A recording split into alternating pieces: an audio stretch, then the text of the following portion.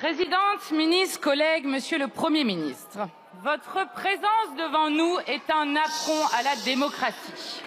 Vous avez déjà été censuré 2 fois par cette Assemblée comme membre des gouvernements Barnier puis Bayrou, et pourtant vous voilà consacré Premier ministre. Le 3e locataire de Matignon en moins d'1 an, contrat court, bail précaire, le macronisme face à lui-même. Devenu Premier ministre comme on entre dans les ordres, parti lundi soi-disant en dernier des gaullistes, revenu vendredi en dernier des fidèles, vous voilà ici sous la contrainte du chef.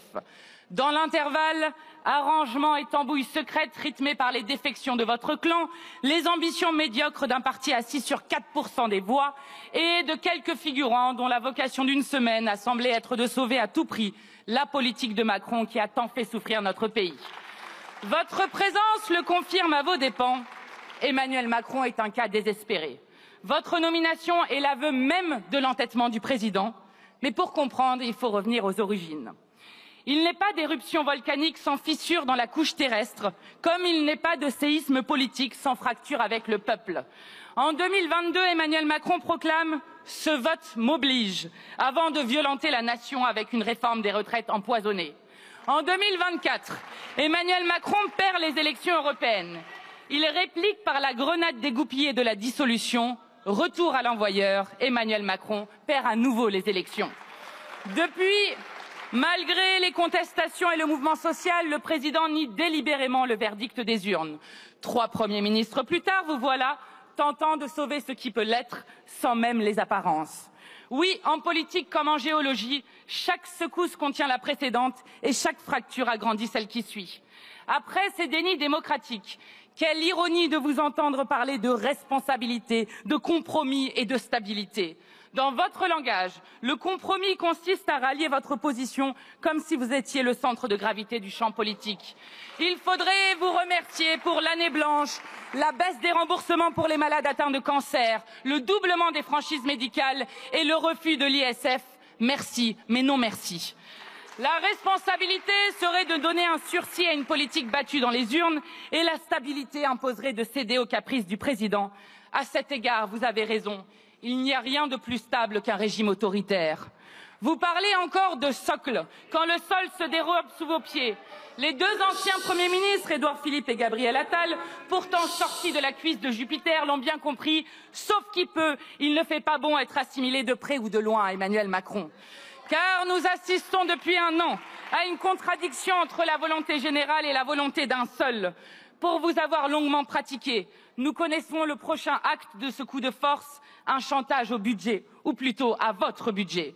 Car vous n'avez eu, malgré vos défaites, aucun scrupule à appliquer le programme, tout le programme, rien que le programme du macronisme radicalisé. Sauf que le peuple ne veut plus de votre politique. 3/4 des Français souhaitent le départ du président. Son départ, car il refuse obstinément de changer une politique qui a porté le nombre de pauvres à plus de 11 millions dans notre pays, dégradé l'école comme l'hôpital public, malmené notre industrie, érodé notre souveraineté. Ça ne tient plus. Jusqu'aux associations qui sonnent l'alerte, ça ne tient plus parce que vous êtes le pouvoir qui rogne les libertés associatives et qui baisse les subventions. Monsieur le Premier ministre, plus personne ne croit en vous, car nous vous avons déjà vu à l'œuvre. Vous êtes le seul homme du pays à avoir participé à tous les gouvernements d'Emmanuel Macron, tous sans exception. Depuis 2017, c'est votre haine de classe qui s'est abattue sur le pays. C'est vous qui avez déployé le GIGN et le RAID contre le peuple guadeloupéen en lutte pour le droit à l'eau et à la santé.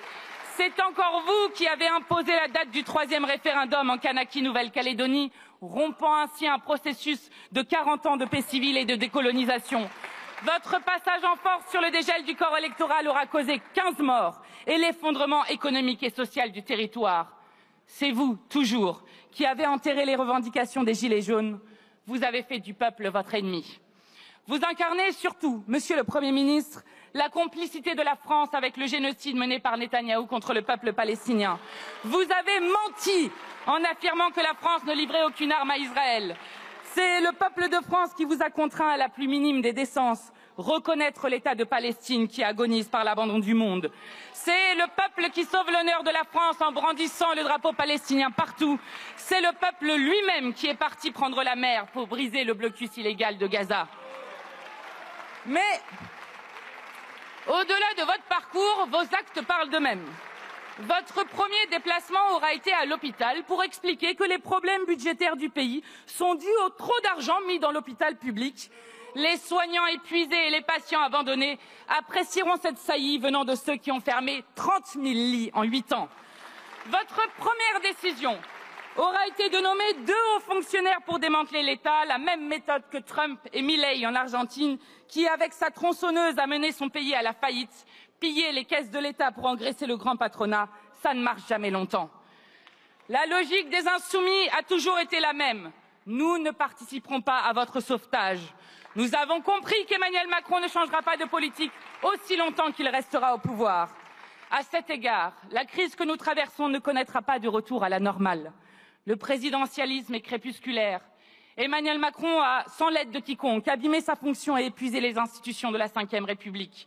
En organisant l'irresponsabilité d'un homme qui ne cesse de rejeter sur les autres les conséquences de cet acte, notre Constitution permet toutes les dérives autoritaires, les caprices et combines d'un seul homme à qui elle confie les pleins pouvoirs. Mais dans les méandres de ces errements, le président nous a livré un aveu. De qui a-t-il donc le plus à craindre, lui qui tremble à l'idée de voir sa politique démantelée? On apprend ici et là qu'Emmanuel Macron, au soir du premier tour des élections législatives, manigançait, espérant voir l'extrême droite en tête. Il pensait alors que les fondamentaux de sa politique seraient poursuivis par d'autres moyens, à l'inverse de ce qu'il pouvait espérer de nous. Le système et son assurance vie, la loi de l'attraction ne trompe pas. N'en déplaise aux frontistes ridicules qui pleurnichent toute la journée sur une prétendue alliance, sur un scrutin qui leur aurait été volé. Apprenez la démocratie élémentaire. Vous avez perdu les élections car les Français ne voulaient pas de vous. Gardez plutôt votre énergie pour vos procès. Et expliquez-nous plutôt, vous, Madame Le Pen, qui n'est pas là, vous voulez abroger la retraite à 64 ans ou la repousser à 67 ans comme votre ami Ciotti, ou peut-être la reporter à 65 ans comme la droite à qui vous faites du pied. Madame Le Pen, c'est pour séduire les 1800 familles les plus riches que vous refusez la taxe Zuckman. Et pourquoi avoir voté contre la prise en charge intégrale des soins liés au cancer du sein? À présent, la tectonique des places politiques est enclenchée. Le retaillot-macronisme pourrait trouver un prolongement à l'extrême droite. Après tout, Le Pen et ses amis ont sauvé Macron 2 fois de la destitution. L'extrême droite a refusé 8 fois de voter la censure de Bayrou. Nous seuls sommes capables d'une rupture.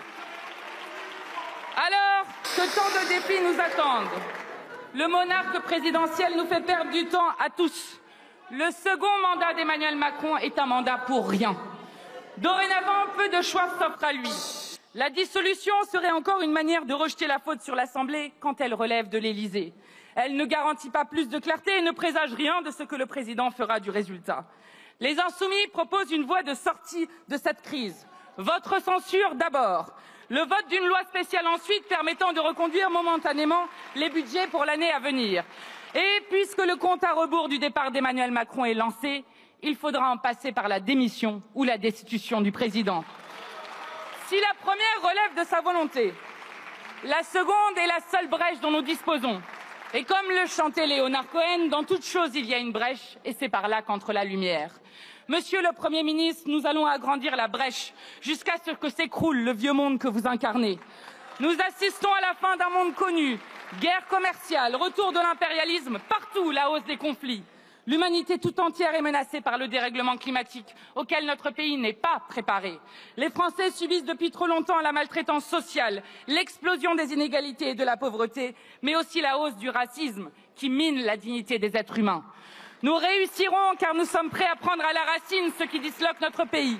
Reprendre le pouvoir à l'oligarchie qui le confisque en passant à la 6e République. Organiser des conditions d'existence compatibles avec la vie humaine. Planifier de grands chantiers d'avenir énergétiques, industriels et écologiques. Partager les richesses en taxant les ultra-riches. Garantir l'unité du peuple contre le poison de la haine. Nous sommes prêts à bâtir la civilisation du temps libéré avec la retraite à 60 ans. Car une réforme imposée contre tout un peuple, contre l'ensemble des syndicats, contre l'Assemblée nationale, ne se conclave pas, ne se discute pas, ne se suspend pas, elle s'abroge. Monsieur le Premier ministre, nous allons agrandir la brèche, jour après jour, lutte après lutte, car dans chaque brèche, il y a la promesse d'un matin. Je vous remercie, Madame la Présidente Panot.